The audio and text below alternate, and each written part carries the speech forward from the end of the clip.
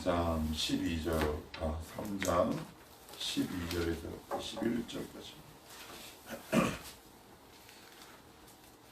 12절에서부터 21절 이제 제가 공독할게요. 내가 이미 얻었다 함도 아니요 온전히 이뤘다 함도 아니요 오직 내가 그리스도 예수께 잡힌 바 된 그것을 잡으려고 달려가노니 형제들아 나는 아직 내가 잡은 줄로 여기지 아니하고 오직 한 일 즉 뒤에 있는 것을 잊어버리고 앞에 있는 것을 잡으려고 표대를 향하여 그리스도 예수 안에서 하나님이 위에서 부르신 부르의 상을 위하여 달려가노라. 그러므로 누구든지 우리 온전히 이룬 자들은 이렇게 생각할지니 만일 어떤 일이 너희가 달리 생각하면 하나님이 이것도 너희에게 나타내시리라. 오직 우리가 어디까지 이르렀든지 그대로 행할 것이라. 형제들아 너희는 함께 나를 본받으라. 그리고 너희가 우리를 본받은 것처럼 그와 같이 하는 자들을 눈여겨보라. 내가 여러 번 너희에게 말하였거니와 이제도 눈물을 흘리며 말하노니 여러 사람들이 그리스도의 십자가의 원수로 행하느니라. 그들의 마침은 멸망이요 그들의 신은 배요 그 영광은 그들의 부끄러움에 있고 땅의 일을 생각하는 자라. 그러나 우리의 시민권은 하늘에 있는지라. 거기로부터 구원하는 자 곧 예수 그리스도를 기다리노니 그는 만물을 자기에게 복종하게 하실 수 있는 자의 역사로 우리의 낮은 몸을 자기 영광의 몸의 형체와 같이 변하게 하시리라. 아멘. 어제 이어서 사도 바울은 빌립보 교인들을 향해 간곡한 마음과 간곡한 자기의 신경을 담아 편지를 써 내려가고 있습니다. 먼저 12절을 제가 다시 한번 보면 내가 이미 얻었다 함도 아니요 온전히 이루었다 함도 아니요 오직 내가 그리스도 예수께 잡힌 바 된 그것을 잡으려고 달려가노라. 여기 보시면 이미 얻었다 함도 아니요 온전히 이루었다 함도 아니다. 이 말을 조금 더 저는 이렇게 풀어보고 싶어요. 우리가 이제 은혜를 받아요. 신앙생활을 합니다. 근데 우리 딜레마가 있어요. 고민이.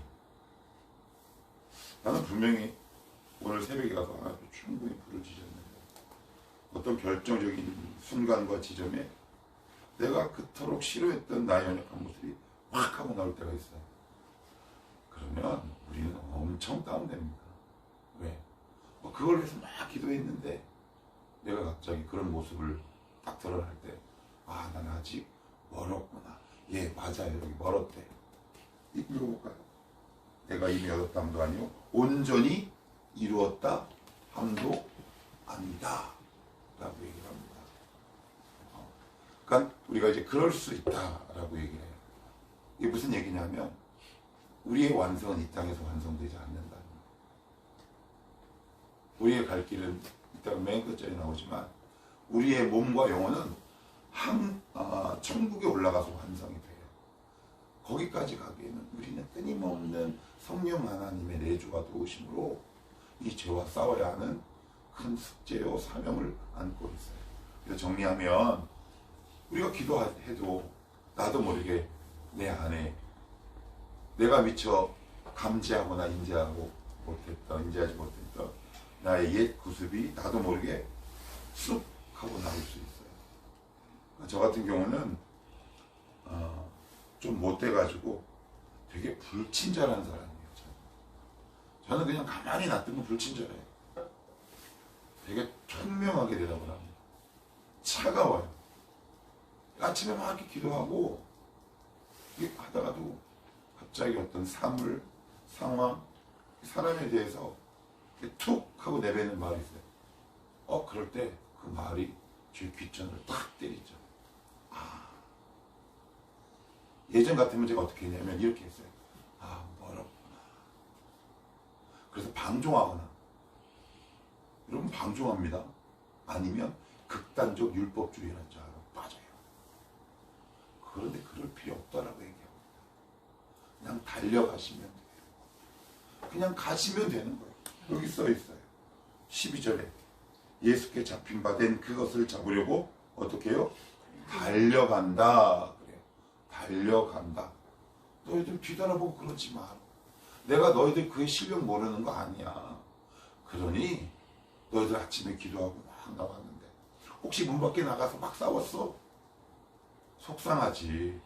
그런데 그럴 수 있다. 다시 앞으로 달려가. 다시 또 앞으로 달려가. 그렇게 얘기하는 겁니다. 그래서 믿음의 주요 또 온전케 하시는 예수를 바라보자. 히브리서에 나오죠. 주님이 언제 우리의 연약함을 바라보라고 그러셨어요? 나를 바라보라고 그러셨잖아요. 예수 바라보라고. 그래서 그럴 수 있다. 툭툭 털어보시고 버리시고 하나님이 위에서 보신 우리 부름의 산을 쫓아 달려가는 거예요. 근데 여기서 중요한 원리가 또 하나 사도 바울은 우리에게 제안을 합니다. 여기는 같이 한번 볼게요. 자, 13절을 같이 한번 읽어봅시다. 시작. 형제들아, 나는 아직 내가 잡은 줄로 여기지 아니하고 오직 한 일, 즉 뒤에 있는 것은 잊어버리고 앞에 있는 것을 잡으려고. 14절까지요. 표대를 향하여 그리스도 예수 안에서 하나님이 위에서 부르신 부름의 상을 위하여 달려가노라. 12절에도 보시면 달려간다. 14절에도 달려간다. 왜 이렇게 달려가요? 왜 이렇게 달려가요? 이게 무슨 얘기냐면 그거래요. 막 이렇게 있는데 저기서 엄마가 불러. 그러면 오랫동안 헤어졌던 엄마나 부모님을 만나면 하고 천천히 가나요? 엄마 하고 막 달려가죠. 달려가야 옆에 있는 죄들이 안 보여요. 우리가 왜 자꾸 죄가 보이냐면 우리의 삶이 느슨하면 천천히 갑니다. 주님을 향해 빨리 가면 죄가 안 보이고요. 주님을 향해 천천히 가면 내 안에 내 양쪽에 죄들이 나를 주목하기 시작해요. 근데 그럴 수 있어요. 그런데 사도 바울은 여기서 중요한 원리를 하나 얘기하는데요. 13절에 보시면 이런 표현이 나와요.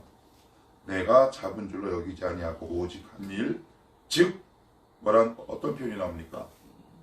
이게 뒤에 있다는 말이 무슨 말일까요? 사도 바울의 지리적, 물리적 위치 뒤에 있다는 얘기일까요? 아니에요. 이건 과거를 얘기해요.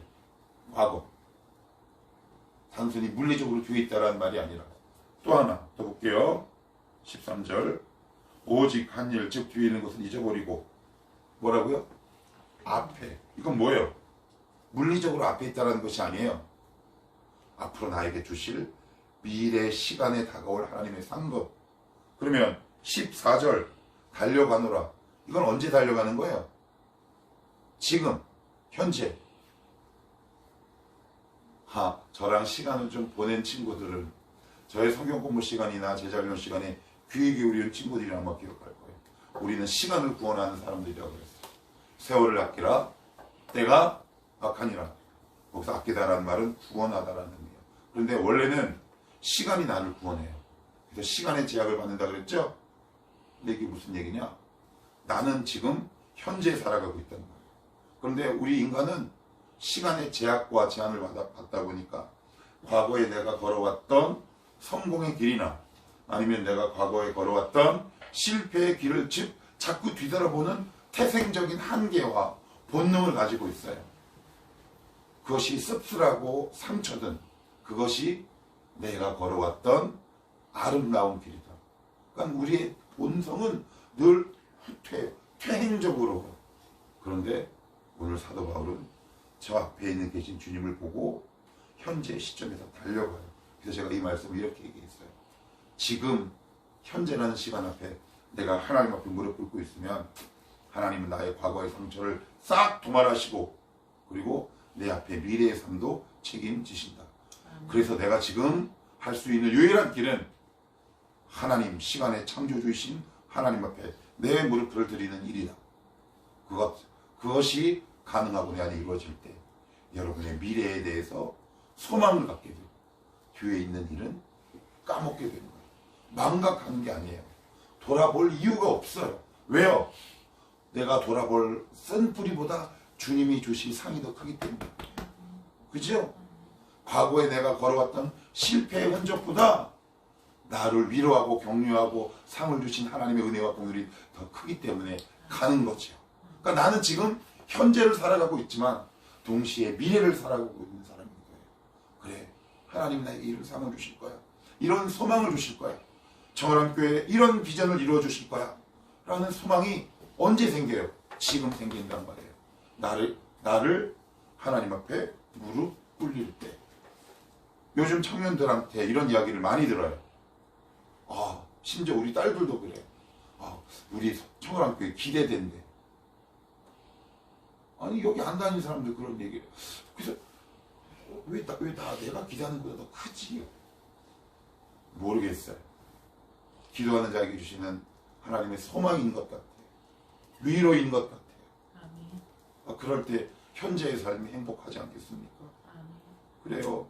과거의 일 여러분들 아무리 잊어버리려고 해도 그 쓴뿌리가 여러분들의 현재 시간 이렇게 휘감는단 말이에요. 그럴 때 어떻게 해요? 지금 내 앞에, 현재 내 앞에 계신 주님 앞에 하나님 무릎 꿇는 겁니다. 그러면 그 하나님의 영이 시간을 역주행하지요. 그죠?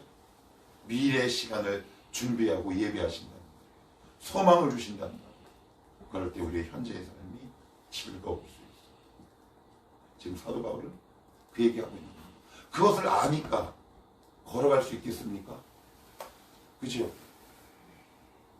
바울아, 아빠의 음성이 들리니 달려갈 수밖에 없는 거죠. 여러분들도 오늘 하루 여러분의 전 인생이 주님을 향해 달려가는 인생이 되기를 축복합니다. 너무 소망이 생기는 거야. 그죠? 기도하면 소망이 생겨. 우리 가정을 구원하실 거야. 우리 가정을 평탄케 하실 거야. 우리 가정에게 복 주실 거야. 우리 가정에게 은혜 내려주실 거야. 라는 소망이 점점 더 구체화되고 깊어지지 않겠습니까? 나를 축복하실 거야. 그러니 달려갈 수밖에 없죠. 그러니 뭐요? 다른 게 별로 중요하게 보이지 않아요. 다른 게 재미가 없다니까요. 오로지 주님을 향해 오늘도 달려가게 되는 이 사도 바울의 모습이 눈에 너무 선해요. 그러면 여기서 고민이 있어요. 누구 달려가고 싶지 않아서 그러냐? 그래서 오늘 사도 바울이 중요한 단서를 제공한다는 거예요. 여기를 한번 읽어보세요. 자, 12절 시작. 내가 이미 얻었다 함도 아니요 존재는 얻었다 함도 아니라 오직 내가 그리스도 예수께 잡힌 바 된 그것을, 여기서 이제 물론 여기서 잡힌 바 된 그것 해석이 여러 가지가 있겠지만 저는 오늘 이 동사에 되게 주목하고 싶어요. 사도 바울이 예수를 잡았어요? 아니면 예수님이 사도 바울을 잡은 거예요? 그래요. 우리가 말씀을 듣죠? 여러분, 말씀을 듣죠?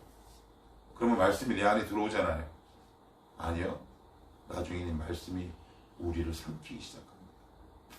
예를 들어볼까요? 여러분, 죄도 내가 예를 들어서 술을 먹는다거나 게임을 한다거나 처음에 시작은 누가 합니까? 내가 하죠. 그런데 나중에는 그 게임이 나를 삼키고 그 술이 나를 삼켜요. 이런 원리랑 똑같단 말이에요. 내가 맨 처음에 한 것 같지만 예수님이 나를 딱 잡은 거예요. 내가 말씀을 읽었지만 이 말씀이 내 안에 들어와 나를 딱 잡는다는 거예요. 우리가 이렇게 달려갈 수 있는 건 예수님이 여러분들의 영혼을 꽉 잡고 있기 때문에 그래요. 그러니까 돌아오는 거죠. 그러니까 걸어갈 수 있다는 거예요. 그래서 낙심하시거나 중간에 힘이 빠지셔도 내가 어떻게 가나 힘이 없는데 마귀의 미혹이다. 너 힘이 빠졌지? 아니. 예수님이 우리를 꽉 붙잡고 계세요. 그래서 우리가 이 길을 달려갈 수 있다. 얼마나 감사한지 몰라요.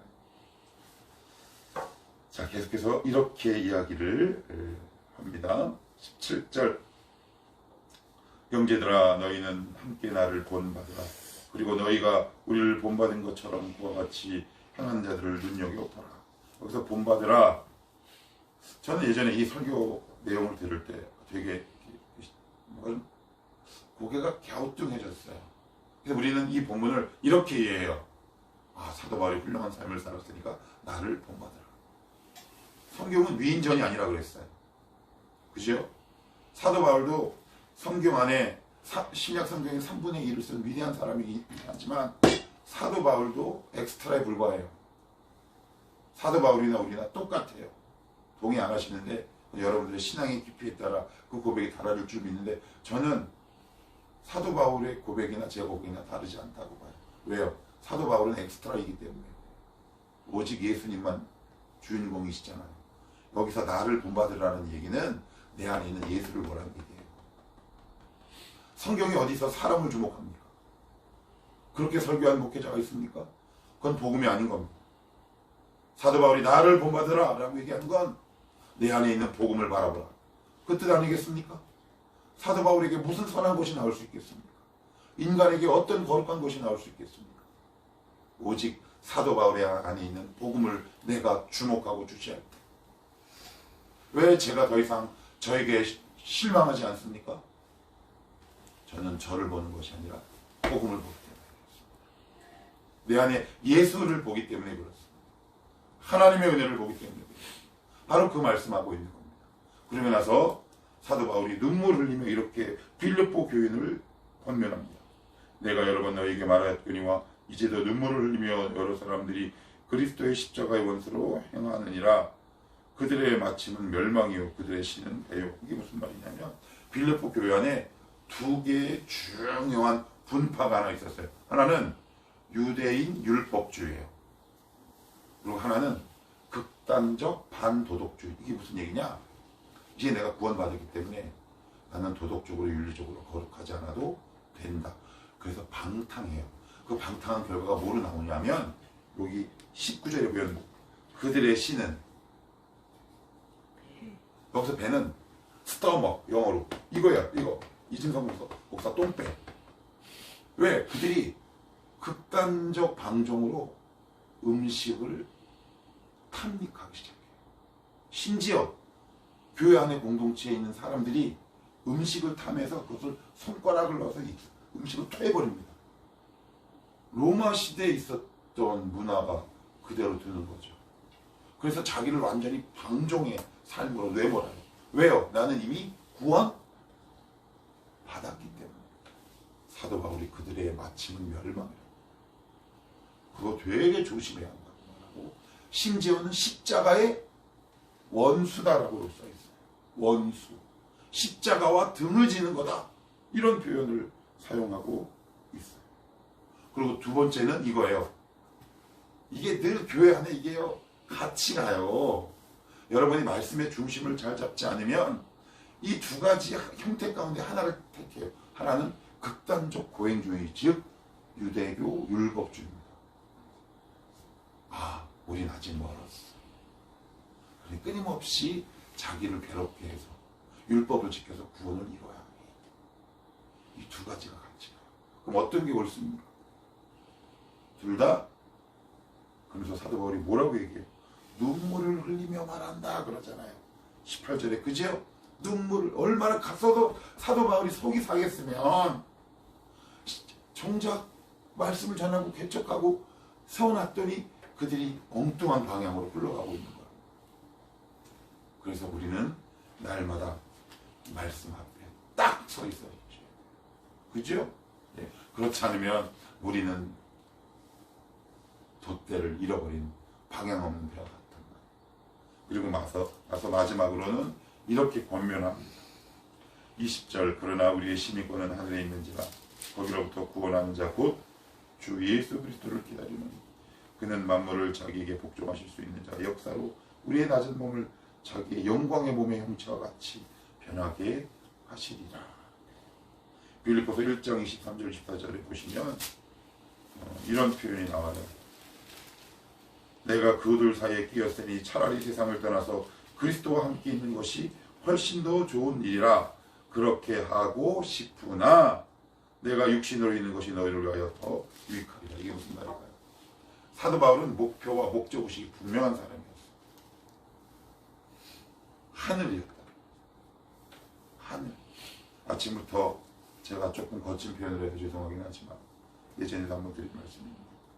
제가 졸업한 과천 지역과 안양 지역은 도시와 농촌의 도농복합 지역이라 굉장히 독특한 정서와 아이들의 가치를 아주 뭐냐?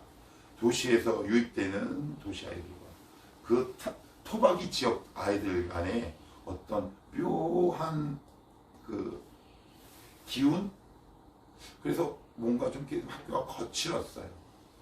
그래서 흔히 말하는 이 건달이라고 부리는 달건이 아이들이 학교 안에 이렇게 있었어요. 그 가운데 영환이라고 성은 뺄게요. 이 녀석으로 제가 고등학교 졸업하고 우연한기회에 차를 타게 됐는데 이 녀석이 중간 조직 보스에 올랐어요. 건달. 영화 같은 이야기예요. 저 아니고요. 근데 그런 얘기를 해요. 운전대 앉으면서. 이제 욕지거리를 하는 거죠. 친구니까. 막 육두문자를 다니면서. 야, 마, 너 제일 무서운 놈이 누군지 알아? 제가 뭐 어떻게 알아요? 그랬더니 옷을 벗고 병이나 유리조각 칼로 자기 몸을 자해하는 사람이에요. 싸울 때. 그런 사람을 보면 자기는 도망간대요. 왜요? 죽기를 각오하고 덤벼들기 때문에. 한신교회를 개척하신 이준표 목사님은 그의 한 설교에서 이렇게 얘기해요. 제가 자유할 수 있는 이유는 저는 하늘을 바라보기 때문입니다. 여러분 어디 바라보세요? 왜 이렇게 이 땅에 미련이 많아요? 이유는 단 하나예요. 주님과 이 땅에서 깊은 교제가 이루어지지 않으면 우리는 이 땅에 연연합니다. 주님과의 깊이의 교제를 더해 가십시오. 그러면 진짜 소망이 생기기 시작합니다. 그 신앙은요, 기도의 응답이 활화산처럼 터져나기 시작합니다. 그런 자의 기도를 안 들어줄 이유가 없거든요. 왜요? 그것을 아무리 줘도 그는 이 땅에 연연해야 하지 않기 때문에 그래요. 왜 이렇게 우리의 기도가 응답이 안 돼요? 이 땅에 연연하기 때문에. 그래서 그것을 정욕으로 그런다라고 얘기합니다. 여러분들이 주님과의 교제 깊이가 더해져 우리의 소망이, 우리의 시선이 하늘에 맞닿아 있는 그 순간, 그 기도는 감옥을 터뜨려 죄인을 구원, 여러분들의 가정을 복음화시키는 강력한 기도의 폭탄이 되어 여러분 가운데 응답되실 줄 믿습니다. 하나님 이 역사를 이 땅에서 맛보게 하옵소서. 그것이 그리스도인의 특권 아니겠습니까? 그죠? 오늘도 이 복음의 능력, 저와 여러분이 소유하고 이 믿음으로 하나님 앞에 구할 수 있는 우리 청원한 가족들이 되시기를 주님의 이름으로 축복합니다. 기도합시다.